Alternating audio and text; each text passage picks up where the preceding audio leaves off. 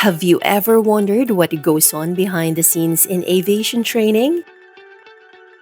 If you're dreaming about life in the skies or just curious about what it takes, let me take you on a quick tour of one of the most sophisticated aviation training facilities in the world. I got a tour myself before starting my ground school, and I can tell you, it's impressive. Here, commercial and private pilots, helicopter firefighters, flying doctors, and yes, flight attendants like us are put through some serious training.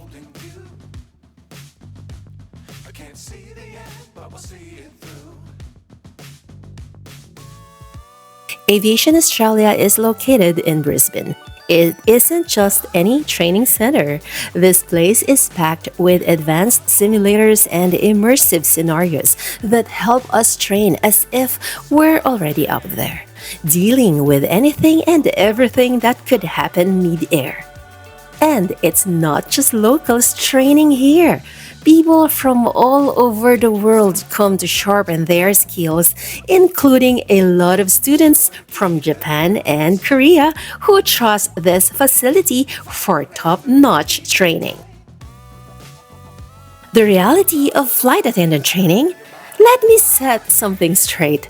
Becoming a flight attendant is no easy ride. Because, believe it or not, getting hired by a major airline can be more competitive than getting into Harvard University. And this is a statistic.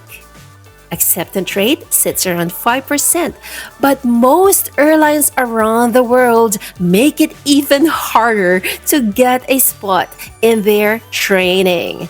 Because this isn't just a job where you flash a smile and serve snacks. The training is intense. Now, let's get on board into some more details.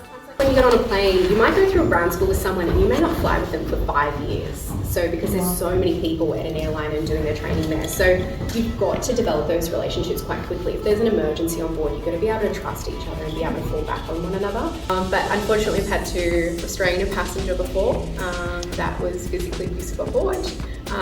We've had passengers under the influence of drugs and alcohol. I've had a passenger have a heart attack. So a few really hard situations as well, so I don't think I can totally rank them. So lots of difficult ones, so you're going to be prepared for that. Probably lots of training. And you've got a team behind you to help you out as well. The water is 27 degrees, it's very nice, I promise you it's not awful, fortunately. And we've got an Umbrella simulator aircraft up here as well. So if anybody's seen the live action of Dora the Explorer, she's looking out the window. That was actually filmed in there too, which is good cool. Lifelight do some of their training here. That's their little helicopter contraption. We've got the big crane that comes up, picks it up. They've got some people in there, they're strapped in. They flip them upside down and drop them in the water. They've got to be able to find their way out. We also have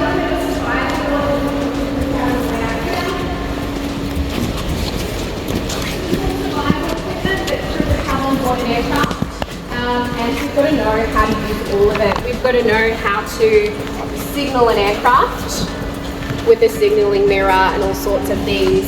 Our flares, we've got to know how to use all of those. CDI marker, emergency locator transmitters. We've got to know how to turn seawater into drinking water and all sorts of really cool things too. So I think that's some of the parts you probably don't quite realise as cabin crew is our training in survival.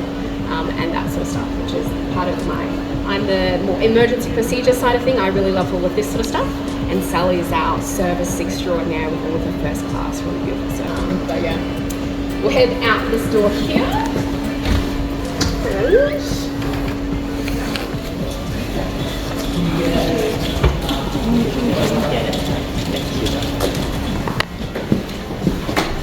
Qantas have just ordered a bunch of them as well. So that they're coming in shortly. What I've just done there is I've armed the door. So I've essentially created it so that way the slide will pop out when I open it. So we don't actually have a slide fitted to this unit, it's just going to make a sound. But what I'll do for you is a bit of a demonstration of a crew evacuation. So I'm going to yell, it's going to be quite loud. But I'll do a bit of a quick example of a crew evacuation, and this is one of their assessments that they would have to do every single year. So I promise you get lots of practices before you would actually have to do it as an assessment. And yeah, you do have a light going off, it should not be going off.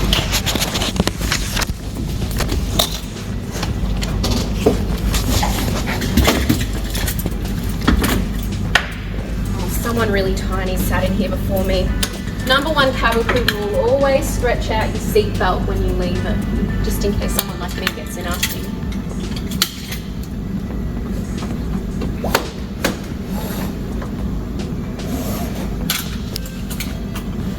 So we wear a 4-point harness, because we're more important than passengers. No, I'm kidding. Because we've got lots of jobs to do, so we've got to make sure that we're not injured, so that way we can manage an emergency. So what would happen is we would adopt a brace position. Have you ever noticed the crew tucking their hands underneath their bottoms on landing before? That's so that way if something does happen, we don't injure ourselves or other people around us as well. And if they're doing the right thing, which we don't always do, their head should be pressed up against their seat, or it should be down on their chin. So as the aircraft's descending, eventually the captain might say, attention, brace, brace, brace, and I would respond with, heads down! Stay down! Heads down! Stay down! Eventually we crash, bang, crash. The captain might say, this is a captain, evacuate, evacuate. I respond with, evacuate, evacuate! Unfasten seatbelts! High heels up! Leave everything behind! Get out! Unfasten seatbelts! High heels up! Hurry, come this way! Jump and slide! Move well away from the aircraft! I won't keep going with that one. I grab a torch and check on the flight deck and make sure they're still alive. I go through the cabin, make sure there's no passengers left. And then once I've realised that, I check with my other crew, I let them know, L1 Danny leaving! Make sure no one needs my help before I jump out of the aircraft as well. And that would be one of your assessments you have to do, nice and loud. So if you're a quiet little mouse, I promise you we do lots of training with that too. It's all about going from the stomach and getting all of those big screams out. My initial ground school, I was out on the grassy area screaming. There was at least 5 of us and we were all trying to scream over each other to be the loudest so that way we could pass our exams. So it can be daunting, but again I promise you it's you are supported. Initial training goes anywhere between 3 to 8 or 9 weeks, depends on how many aircraft that you're trained on. But yeah, we'll go through, have a look at the wide body trainer.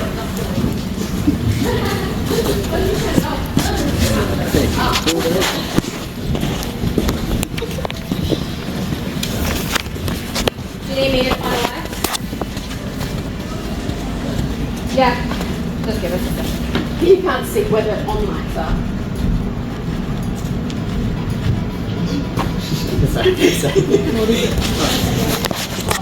Yeah, I can see that too on my Yeah.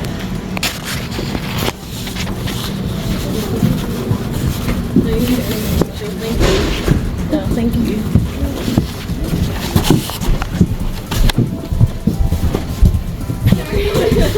So this is our economy class cabin. We usually have filming and things like that in here as well. People come to us and they film stuff in here, which is pretty cool. We come through here, that's our control room.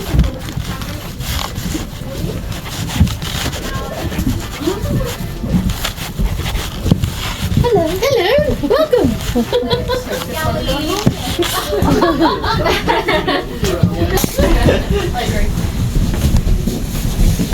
Ceiling, or we can make smoke come out of ovens, overhead lockers, under seats, toilets, all sorts of stuff. So part of the crew training and part of our courseware as well is that we run you through these scenarios and how to manage fires and decompressions on board. So that way you are fully prepared if it were to ever happen, and fully prepared for your assessments and things like that as well. Because yeah, it can be pretty daunting, it's pretty full on. But yeah, I guess if it's not the first time that you experience it, it's a pretty cool workplace.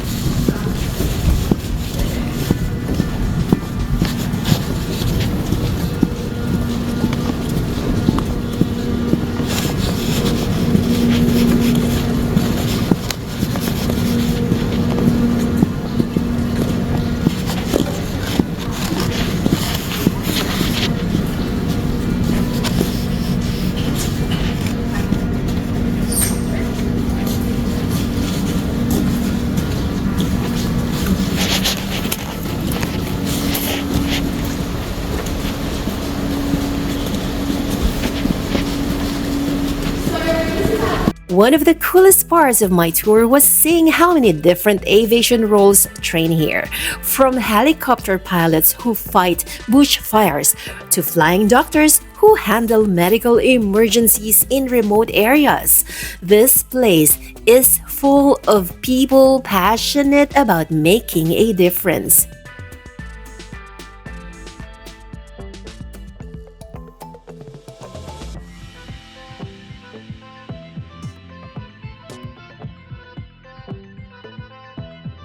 So, if you are dreaming of joining the aviation world, you have to be prepared for anything that comes your way.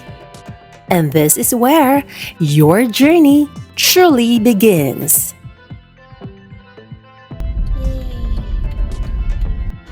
So guys, this is Aviation Australia compound. And that area there is the second compound. Ito yung main. So, dito nagtitrain ang major airlines.